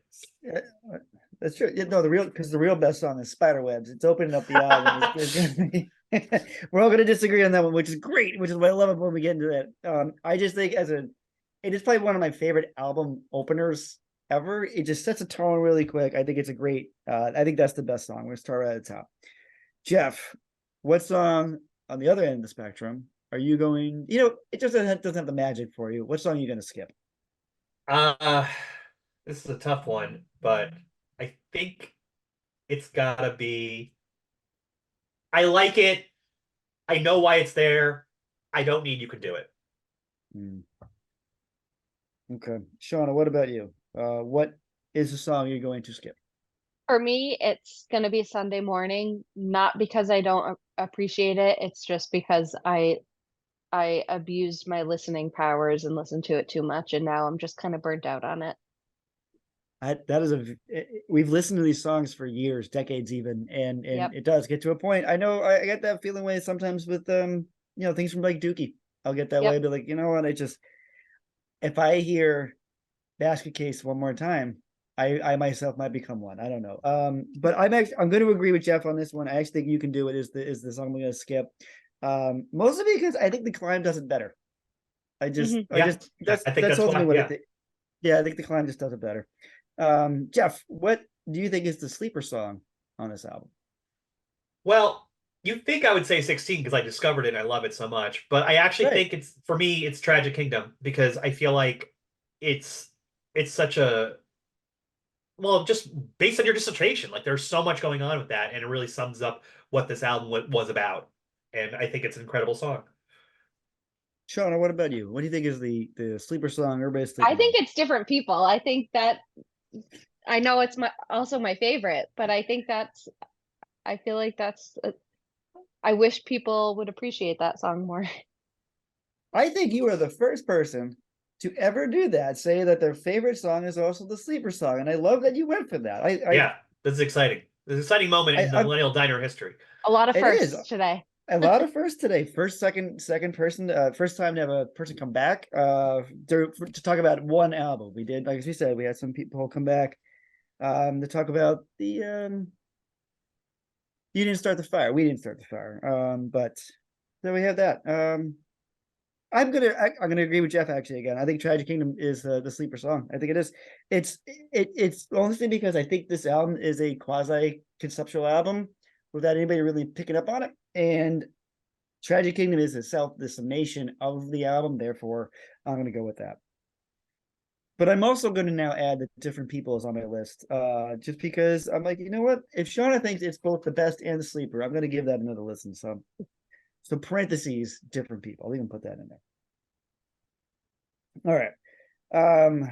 Let me get some thank yous out of the way. Well, I just wanted to, Sean, how was your meal? Oh. Did it Oh my work? God, it was so good. It hit the spot. It was perfect. I gotta say, I didn't order enough, and I'm still hungry, so I blew it. I blew it. Well, Jeff, you can do it. You can order more. It's okay. You know, I could do a little to go, I guess. I'll think Yeah, about it. just make sure it's in like environmentally friendly stuff to come back with you. We have to Yeah. keep the Of food course, going. of Don't take course. the plasticware. Nope, nope. Mm. Phil, what were you gonna say? Sorry, I cut you off. I was gonna say, so folks at home, hello again on the YouTubes. You're saying hello. I'm actually looking at you right now. Hey guys. Also we have it's also on Spotify, which we'll get back to in 1 second. But we also on social media, we have TikTok, we have Instagram, a Facebook, doing more with threads. Pretty impressive there. Make sure you follow us in all those forms or pick which one you want. We do have on the YouTube. Remember to like and subscribe and hit the notification button. You can do Spotify, maybe to follow us so that you can be the first to hear a new episode drop. We do have merchandise, so we are on TeePublic. Just remember to search the Millennial Diner podcast. You'll find all the great stuff we have available for consumption, not to eat, but to wear and enjoy, or sticker. Put them on something. Jeff, can you tell me how easy it is to have a Spotify podcast? It's so easy with podcasting for Spotify. Just go on there. You can do it all right there. Drop some songs in or no songs, and you can do a Green Lantern podcast for Phil that he'd listen to it. So something Or to look maybe forward Flo to. will get her murder podcast. Yes, once that crime is solved or unsolved, but maybe it's time to start it. I don't know. We need to the Green Lantern on this case. Is that what I think? Is that podcast called Fill the Fridge? Fill the fridge. There it is. There it is. There it is. There it is. I have a note here. I'm going to remind myself to do it with this sticky note. We're going to end the show in Gwen's honor, but I want to say thank you to Shawna for coming back on the show. Meal must have been good enough for you to come back. So that's exciting. And thank you to my wife, Megan, the executive producer of the show, because she makes all the stuff for us and works sort of for free. Woo, Megan! Jeff, Yay! you want Well, to add anything before we close out? no, I just want to hear Bad Blood because Gwen Okay. was so smart to suggest we play it. It's a Excellent good song. choice. So this song is for Shawna's daughter, Gwen. Let's close out with Bad Blood.